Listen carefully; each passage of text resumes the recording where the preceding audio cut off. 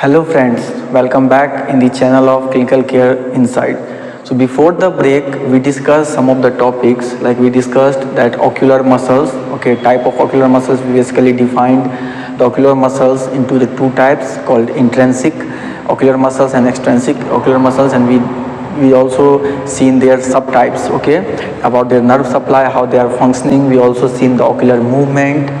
Then we are at the point where we are discussing the visual process, and in the visual process we first seen that how human eyes, okay, is able to see the object. First of all, in that we told that in the retina, okay, there is an arrangement of, we can say, the cells, okay, and in the retina they are basically a 10 layered membrane, okay, the inner membrane of the eye, okay, it's in a 10 layer arrangement, and the main layer which is effective, okay, in this vision process is our cones and rods, okay, cones and rods. Then we seen that in the eye there is one area that's called the blind spot, where all the layers of the retina is present except one layer, that is for the retina and the, we can say, the rods and cones. Understood? No problem. Then we seen that for forming a proper image, okay, for forming a proper image, the external part of the eye, that is our cornea, okay, which have the refractive power, they have to direct, okay, they have to direct for the visual axis which touches the macula lutea region, or we can say the macula lutea with fovea centralis. So if the light rays will strike on the fovea, then there will be a formation of inverted image, okay, but due to the involvement of higher centers, we can say the visual cortex, we are able to interpret in a right, we can say, the upright images, okay, upright images, or we can say the exact images. We are able to see the exact images because our lens is a biconcave shape lens. Are you understanding, following? Okay, this discussion we already had. Then we drive that, okay, when light fall on the retina, there are two types of reaction is happening. The first one is photochemical reactions, okay, where the rods and cones, they are predominantly in a functional mode, okay, they are functioning. And in the another process which is happening when the light is strike on the retina is the electric activity, okay. So for that we discussed about the rods and cones. These are the two photoreceptors, we can say, the cells, or in another word, these are the electromagnetic receptors, okay, or they are the visual receptors. So these three names are used in context of the red and cones, okay. Then we seen the structure. We seen the structure that rod is basically a cylindrical in shape, whereas the cones is a flag shape. Then we seen the number, we seen their part, that both are consist of the four parts, okay, outer segment, inner segment, very good, that connecting cilium, then there is their body, and the terminal end with synaptic vesicles, okay. We seen that's a common in both the structure, but the arrangement is different, okay. And as far as the rod is concerned, they containing one pigment that's called the rhodopsin, okay, and this rhodopsin is basically responsible for the dim light, okay, dim light. So this type of vision is also called the scotopic vision, understanding, or night vision, whereas the cones, they are specialized, and they basically stimulated by the higher intensity of the light or higher wavelength of light. That's why they are involved in the photopic vision, okay, they are involved in the photopic vision. So we had discussion over these things. Now we have to see that how these photoreceptor cells, okay, how this photoreceptor cells is basically generating electric activity, okay, and what things happens in these we can say the photoreceptor cells, how they are able to generate the electric, we can say, the electric potential. Understood? That's a point of discussion for the today. And the thing is that we don't have too much known description till now about the cones, okay. We don't have too much about the mechanism, how the cones is working, functioning, okay. We have bit knowledge about their photopigment, but we have the detailed, or we can say the in-depth knowledge about the rhodopsin, which is the photopigment of the rod cell. So we are discussing now about the rhodopsin, okay. Write down.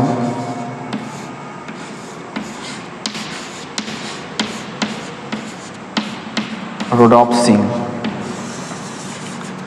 First thing which should you know about the rhodopsin is that it is a photopigment. First of all, okay, it's a photopigment.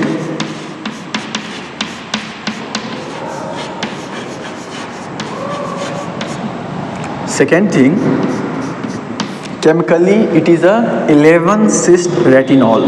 It's a 11 cis retinol. Understood? No problem. Now, when light rays strike on this 11 cis retinol through the many intermediate, they change into the vitamins A. Okay, they change into the vitamin A. Understanding? And basically this 11 cis retinol is a you can say the family member of carotenoids. Understanding? No problem. Okay, and these rhodopsin, okay, which is a photopigment of, very good, it's a photopigment of rod, okay, photopigment of the rod cell. And the thing is that this rhodopsin is stored in the outer segment. Okay, you seen the discs in the rhodopsin rod structure. In that structure these rhodopsins are stored. Okay, so as far as their storage organ, we can say the part is concerned, it is stored into the outer segment of the rod. Okay, outer segment of rods. No problem. Understanding? Now, the another thing you should remember that these rhodopsins, they are highly sensitive, okay, to the light. They are highly sensitive. Write down. They are highly sensitive towards the light. Clear? No problem. Now, it also shows that these rods, they are, we can say, if the one photon will strike, okay, photon is a unit of the light, okay, if the one photon, a packet of energy, light energy, is a strike on the rod cells, they are able to show the phenomenon of photoisomerization. Write down, one photon, see how much effectively it is working. One photon, if they strike on the rods, okay, rod cells are able to show the phenomenon of photoisomerization. Photoisomerization. Are you following? Understanding? Okay. Now, as I told that these rhodopsin, they will change into, they are in a 11 cis retinol, that's a carotenoid family member, but they will change by getting the light, okay, when the light rays, they strike on this 11 cis retinol, they will change into the vitamin A through the many intermediate process, okay.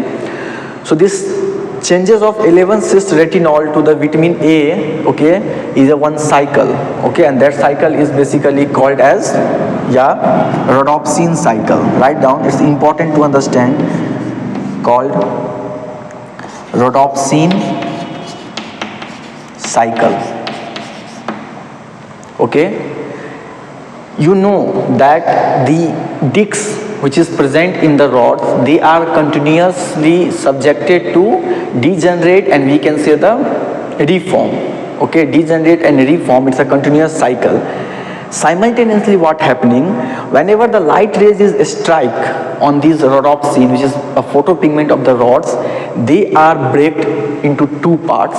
Okay, they are break into the two parts, and that the one part is called the opsin and another part is called basically the retinol. Okay, cis retinol. And what happened during the unavailability of light, okay, darkness, they are again joined. They are again joined and form the rhodopsin. Okay, so that all those story is dealt under the rhodopsin cycle. So till now what we studied, we think that the function of eye, okay, the function of eye is to form a clear image of a given stimulus on the surface of retina. That's the one fundamental function of eye. It have to form the right image on the retina.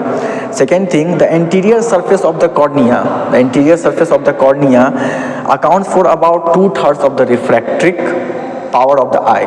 Okay, we've seen. And then, as I said, that if the rays will fall on the optic disc, that will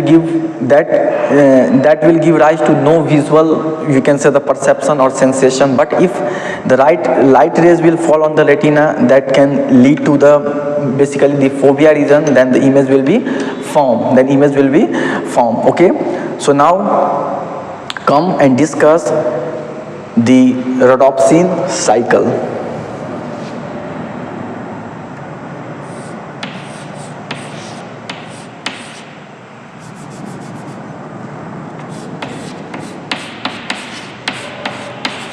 Rhodopsin cycle. It's easy to understand. Okay, it's very easy to understand. Okay. Now see what is happening here.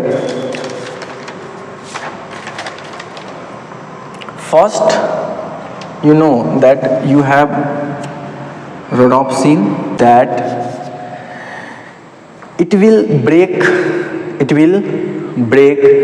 the changed, okay, we can say the changed rhodopsin, which is a 11-cis retinol. They will change into the all trans retinol. Write down all trans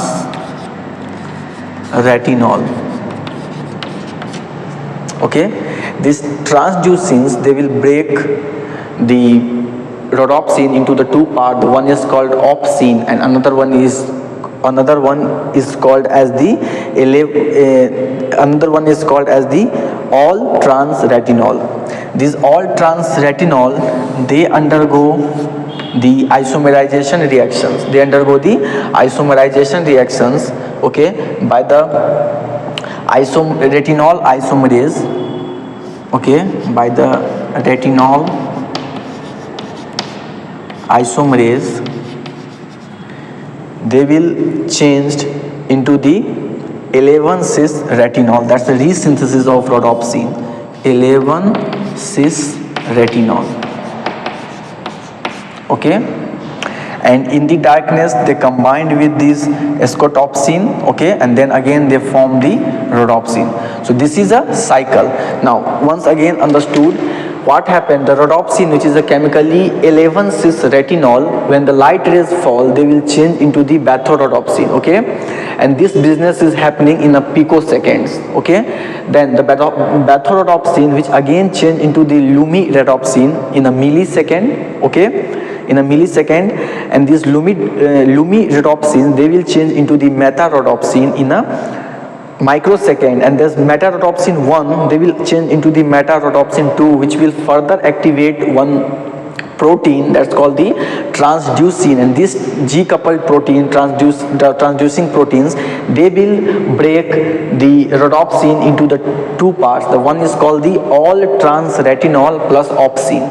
Okay, in simple terms, you just understand, whenever light rays is fall, this rhodopsin break into the two parts. 11 all trans retinol, okay, all trans retinol plus the opsin, and this breakage, okay, but you know that rhodopsin continuously need to be resynthesis, okay. So for resynthesis purpose, these all trans retinols, there is one enzyme in the retina called the retinol isomerase that change the all trans retinol into the 11-cis retinol, okay, which combined with the scotopsin, okay, scotopsin, and then again they form the rhodopsin. So this is called as the rhodopsin cycle. But what things we make conclusion from this? The first thing is that the rhodopsin is a very effective type of photopigment. First of all, it's a very effective type of photopigment, means that the single one photon can cause the photoisomerization. Okay, photoisomer. This is what we are discussing is the photoisomerization. Okay, this is a photoisomerization. Now, the second thing which we have to understand about the significance of this reaction. The significance of rhodopsin cycle is the phototransduction.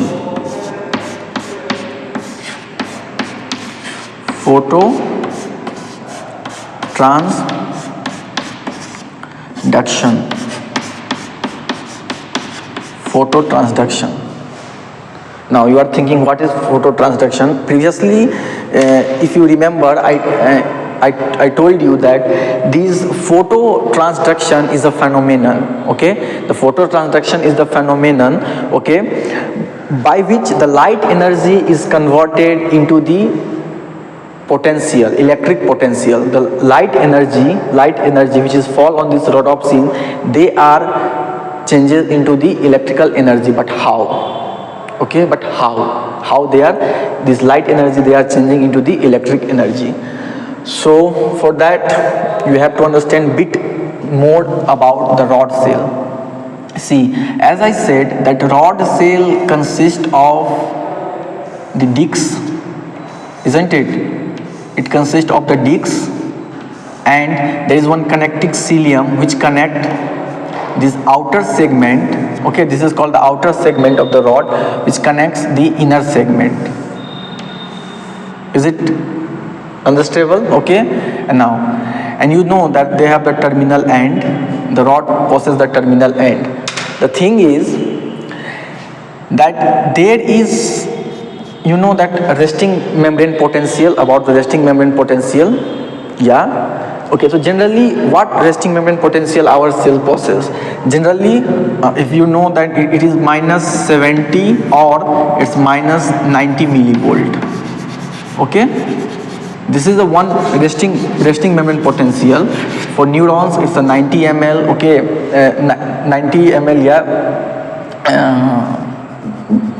millivolt, 90 millivolt MV. Okay, and then 70 millivolt. Understanding?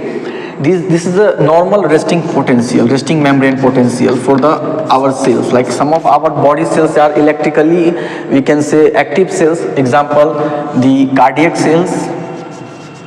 Okay, and also the neuron cells, they are electrically excitable cells. Okay, the cardiac cell, neuronal cells, they are electrically excitable cells, whereas these rhodopsins, they are also electrically excitable cells. Okay, so generally what happened in the rod, okay, in the rod there is a influx, we can say the efflux. Okay, efflux of sodium ion. Okay, and these are continuously going inside these discs. Okay, inside the discs they are continuously going inside the discs by the cyclic GMP. Okay, by the cyclic GMP. Now this is a guanosine monophosphate, cyclic guanosine monophosphate. Okay, this is, and due to this continuously sodium ion going to the outer segment, from the inner segment to the outer segment, the outer segment resting membrane potential is shocking. It's like a minus 40 millivolt only. Okay, minus 40 millivolt is the resting membrane potential of our rod cells, remember. So there is one thing that's called like this receptor potential is a unique. Okay, rhodopsin, we can say the resting membrane potential is unique as compared to the other cells like the cardiac cell, or we can say the neuronal cells. Their resting membrane potential is a unique, that is a minus 40 millivolt, minus 40 millivolt. Now this is due to by the cyclic GMP. Okay, by the cyclic GMP. But what happened when these transducins, they got activated? Okay, they got activated, they disrupt this cycling. Okay, they disrupt the cycling, and if due to this disruption, the electric membrane potential from minus 40 ml it goes to the minus 70 okay, to minus 80 millivolt. Are you following? Initially what happened, the resting membrane potential is 40 millivolt, okay, but due to the activation of, when the light rays fall and the meta-rhodopsin 2, they activate the transducin which break the rhodopsin into the all trans retinol plus the opsin, okay. So all trans retinol which is break by the transducin, these transducins also break this cycle, that's called the cyclic GMP. Understanding? And due to this breakage of this cyclic GMP pathway, the electric potential, the resting membrane potential, they elevated and they goes to the minus 70 to minus 80 millivolt. Okay? Understanding? Now, once they got minus 70 to minus 80 millivolt, that lead to the hyperpolarization. That lead to the hyperpolarization. Okay, generally the depolarization is happening in the cell. Okay, generally after the resting membrane potential there is a depolarization is happening, but here the hyperpolarization is happening. Okay, this is the resting membrane potential of the rod cell. Rod cells, write down, it's the minus 40 millivolt, minus 40 millivolt. Understanding? No problem. Now, so let's summarize it once again. We are discussing about the rod cell, okay, and we told that rod cell is a very effective cell, it's a very honest cell. If it get one packet of light energy, that's a photon, and it get activated, okay, the rods gets activated due to their, we can say, the honest photopigment, that's the rhodopsin. Okay, now this rhodopsin is basically a pigment of rod we discussed, and it consists of chemically the 11 cis retinol, which is a member of carotenoid family. And what is happening, these, when they break, when the light rays strike on the 11 cis retinol, it will change into the vitamin A, it will change into the vitamin A. Yeah, understanding? Now, and these rhodopsin, they are present in the outer segment of the rod. Okay, they are present in the outer segment of the rod, which is a disc basically. Now, one photon can cause this photoisomerization reaction. Understanding? Now, what is happening here? The rhodopsin undergo one cycle, that's called the rhodopsin cycle, in which when light rays strike on the retina, okay, then the rod cell which containing the rhodopsin, that's the 11 cis retinol, they will change into the intermediates like the beta-rhodopsin, then lumio-rhodopsin, then meta-rhodopsin 1, then meta-rhodopsin 2. Okay, these meta-rhodopsins, they will activate one G protein, that's called the transducin, and these transducins will break the rhodopsin, basically the meta-rhodopsin, into the two types. The first one is called the all trans retinol plus the opsin. Okay, and in the darkness, these all trans retinol, okay, after the activity of retinol isomerase, they combine with the ascotopsin and they change into the rhodopsin. That is the resynthesis process for the rhodopsin.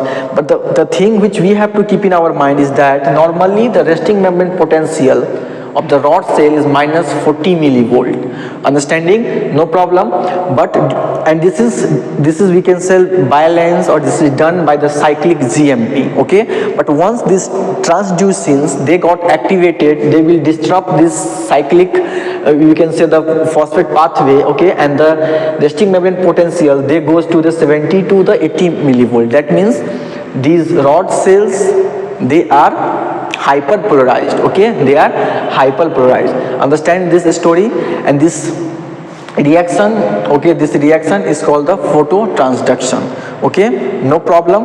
Now, once the rod get hyperpolarized, okay, and you know, after the rods and cones, there is a one layer, okay, which is connected with the rods, which is connected with the terminal end of the rod, and they also disrupt the glutamate, which is present in the synaptic end, They also decrease in the release of the glutamate, okay, and the bipolar cell which is attached here, that's called the ganglion cells, okay. ganglion cells, there is a generation of electric signals. Okay, there is generation of the electric signals, and from here the optic nerve, they take the message and they will went into the, they goes into the occipital cortex. Okay, occipital cortex, or we can say the visual cortex. Understanding? No problem. No problem. Let's move ahead and discuss that how, when this hyperpolarization happened, okay, the message is going, but how, what is the mean by the visual pathways? Okay, what is exactly the visual pathways? Till now the story is clear. No problem. No problem. Okay, the story is clear. No problem. Now let's move ahead and discuss about the visual pathway.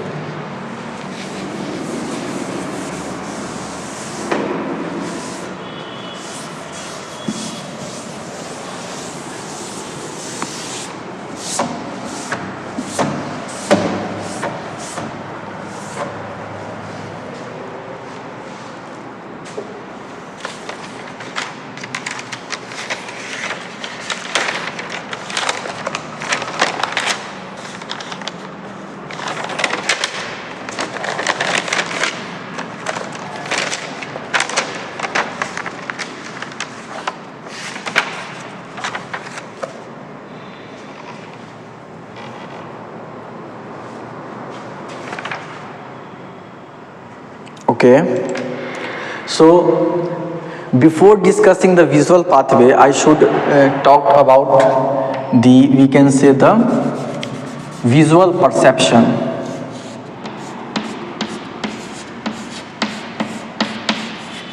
Visual perception.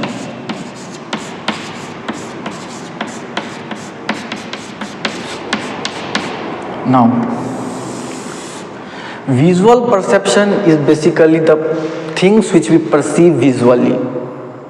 Are you understanding? The things which we perceive visually, but you see, only we are not seeing the object, we are seeing the object in totality.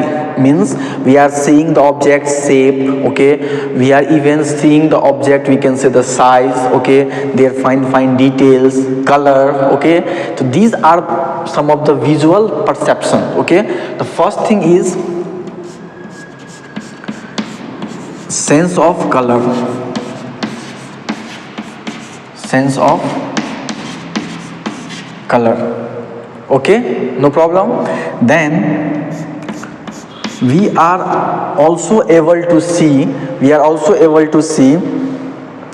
the light sense. Okay, the light sense.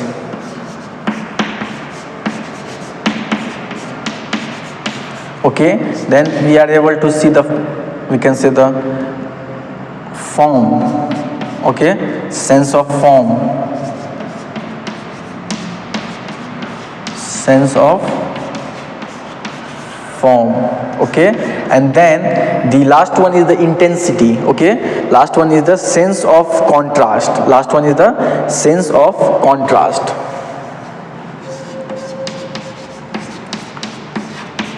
Sense of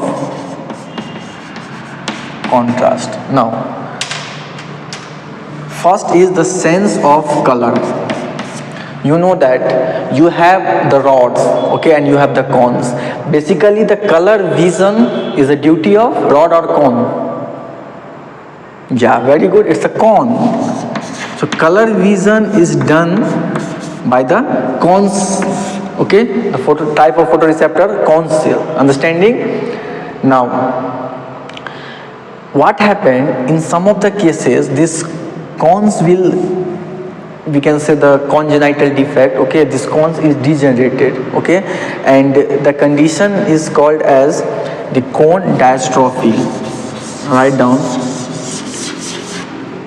this condition is called as the cone dystrophy, okay, cones dystrophy.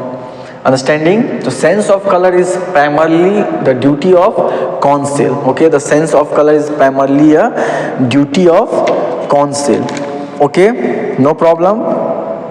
Understanding?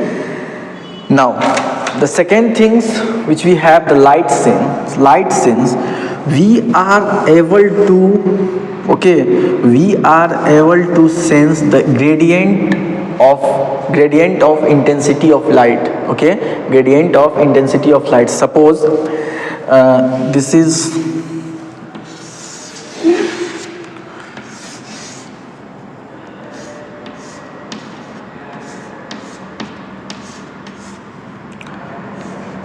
okay, and this is one of you okay, this is one of you, and you know, like when you seeing an object, suppose this is one object you are looking, okay, you are seeing the intensity, means if this object is slowly moving from bright light to the dim light, okay, this object is moving from the bright light to the dim light, you are able to see the, we can say, the light sense, okay, how much it's intensified, the gradient of intensity. This is one of the property of our eye, that's called the light sense. Understanding? Then sense of form, then there is a sense of form. I already told you about the visual acuity. Visual acuity means our eyes are able to see the fine details, like these borders, okay, and somewhere they are more dense, okay, most dense shaded, okay, somewhere there any letter is present, okay. The perception of letter and all these things is mostly the psychological, okay, it's dependent upon the person's learning, okay, but like they are able to see, okay, these are the patches, okay, maybe it's a letter or whatever, okay. So this is called as the visual acuity. This is called as the visual acuity, a property by which we are able to see the fine details. Understanding? That's a wonderful thing, and it is called the sense of form, okay, sense of form. Then we have the sense of contrast. If something is continuously changing their color, and we are able to perceive each and every color fast, okay, this is one of the problems. So these are called the visual perception. Sensation which result from stimulation of retina by light, okay, are the four kind. The first one is the sense of color, second one is your light sense, third one is your sense of form, and fourth one is the sense of contrast. Understanding? No any problem? Yeah, let's move ahead. Now we are going to discuss about the physiology of vision, okay, or we can say the visual physiology along with the visual pathway.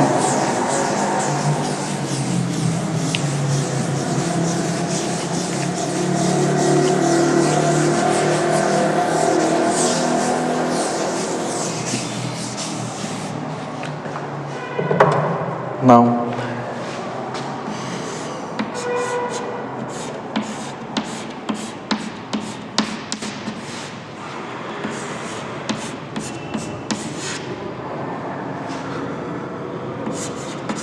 physiology of vision, okay, physiology of the vision along with the developing brain. Why I am saying developing brain, I will tell you.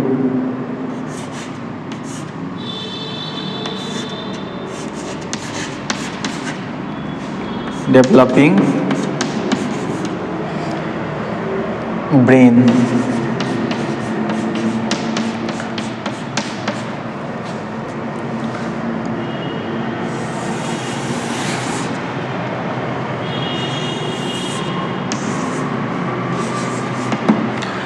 Physiology of the vision and developing brain. Okay, physiology of the vision and developing brain.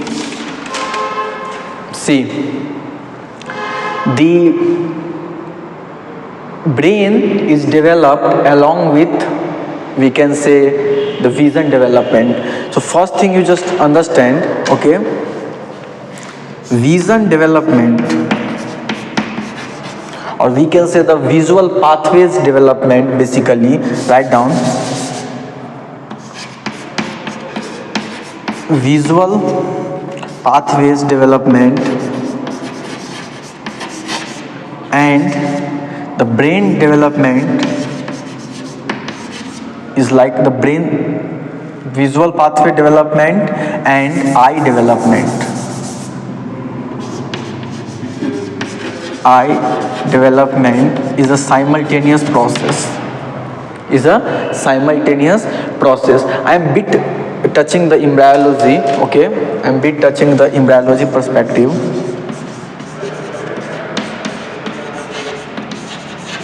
Embryological perspective. See, what is happening? You know that when we are in our mother's fetus, okay, our mother's, we can say, the womb in the form of fetus, so on that very time is what is happening, there is a formation of, you know, like your vision phenomena, okay, the vision, they are developing in the first, we can say, the first week after the mother get conceived, okay, a female get conceived. Then in the first week of the pregnancy there is a formation of optic groove, okay. In the first week there is a development of optic groove, okay. Optic depression is developing, and by which the eyes is start forming, understand. Now in the, we can say, there is a one age, okay, in the third week, as I said, it's not in 1 week, it's in the third week, okay, it is in the third week the optic groove is formed, okay. In the third week the optic groove is the form. And what is happening inside, when the fetus is inside her mother's womb, on that time is the dark, they are living in a dark environment, okay, they are living in dark environment, but they are continuously giving us signals, okay, signals to where, to the higher system, to the brain, to form the good circuit, okay. Initially in our body there is no any well neural circuit formation, okay, because we, like, how can I say, like, it's a simple, it's like we are evolved, okay, we are evolved like we need a stimulus to making the connection, okay, we need a stimulus to making a connection, okay. So on that, in the earlier phases of the life, there will be a sending of the messages, okay. Even the baby is in a dark environment in her mother's womb, okay, but they are sending the signals, okay, they are sending the signals to the higher system to make the right connections, okay, to make the right connection. These connections are basically called as the visual pathways, okay. That's the first thing. Second thing is that after the birth, okay, baby is suddenly exposed to the, you know, like open environment, okay. And the thing is, there are one theory that says the baby's eyes is very, very sensitive, okay, it's very sensitive towards the bright light in the initial phases, okay, in the initial phases of the life, their eyes is very, very sensitive. So, you know, like, see the God intelligence, what is happening, in the baby they sleep more time, okay. In that time, like, you can say the first month or second month, third month, okay, the baby is sleeping more, like 16 hours, okay, 20 hours, this is their sleep quota, Why? Because they are avoiding the bright light. They are avoiding the bright light. That's not good for their retinal health. Okay, that's not good for the retina, because the photoreceptor cells are not very much mature on that time. Understanding? That's one process. And the thing is, initially baby get blurred image. Okay, two things you should understand. The first thing is they sleep enough. Okay,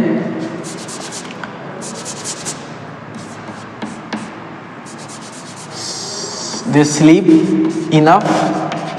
And second thing is they are getting the blurred vision. Okay, they are getting the blurred vision, and these both are the protective. They both are the protective for these newly babies, because their retina is not mature. Okay, and also the brain, we can say the circuit is not developed. Okay, circuit is not developed properly. Understanding? Any problem? No? Then slowly, okay, baby get adapted towards these light stimulus. Okay, and there is a strengthening of their visual pathway, or we can say the retina. Okay, and there are some time span which is really, I mean, like necessary. Okay, necessary to say. There are some milestones which is worth to remembering. Like at the birth, if you fix 8 to 10 inch of something, baby are able to see. That's the first fact. Second thing is, in the 6th or 8th week of the pregnancy, of the after the pregnancy, 6 to 8 weeks, okay, they are able to see the fixation of light. They are able to see the fixation of light. Okay, if light is here, okay, they are striking their eyesight here. Understanding? That's a fixation. Then in the 3 month, they are able to, you can say, able to follow the moving object. Okay, at the 3 month. Then in the 5 to 6 month, there is a depth perception, color vision scheme. Okay, and eye body coordination. That's the sum of the milestone. Okay, in the developing period. Understanding? No problem?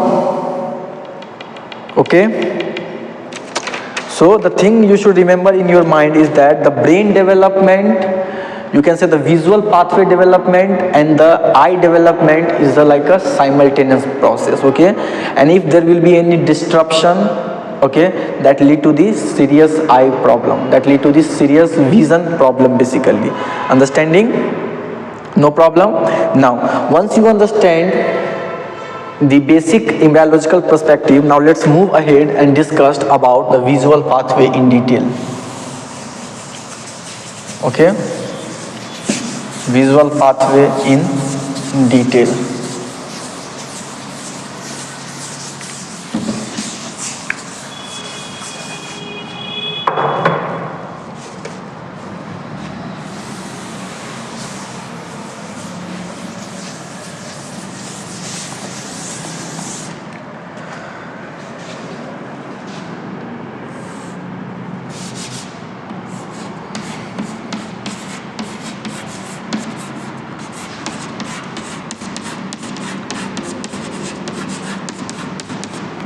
Visual pathway.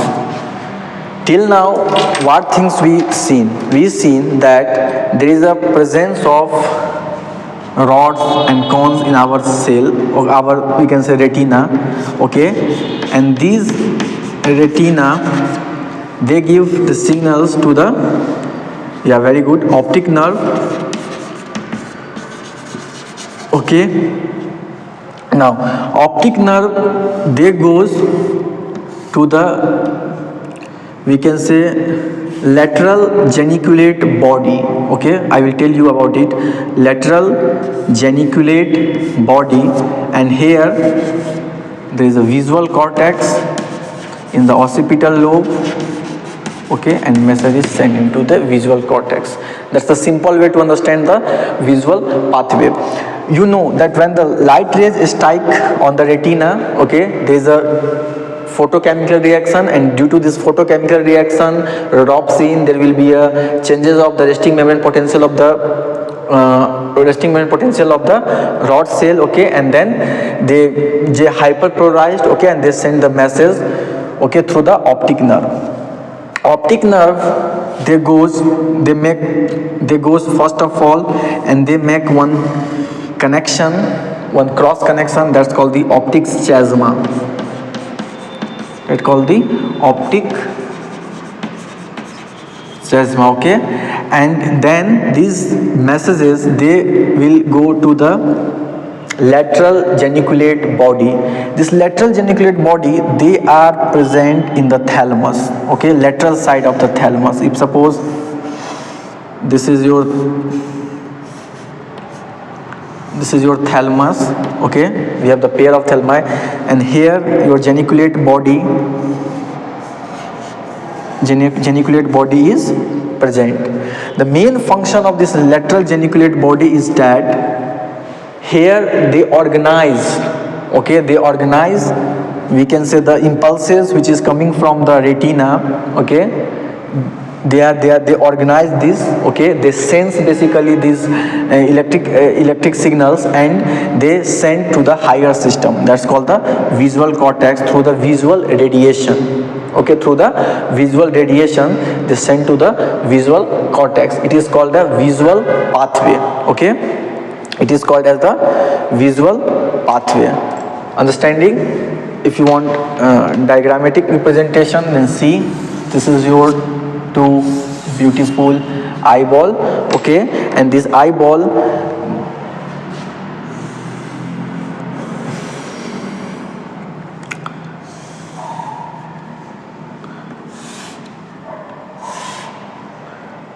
once again, yeah,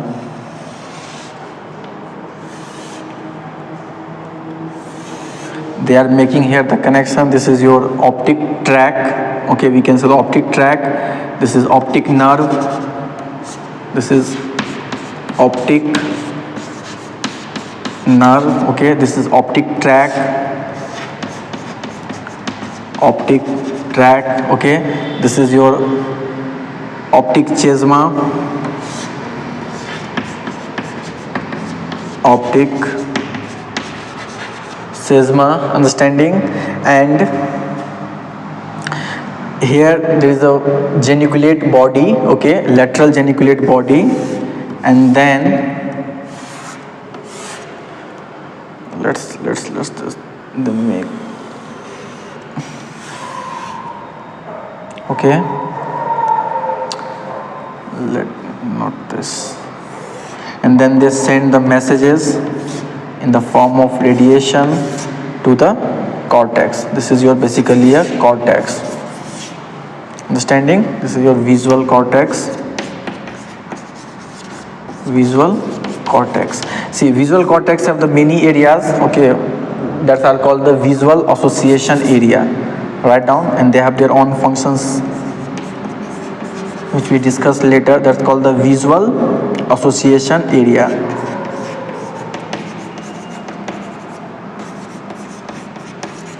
Understanding? No problem, okay.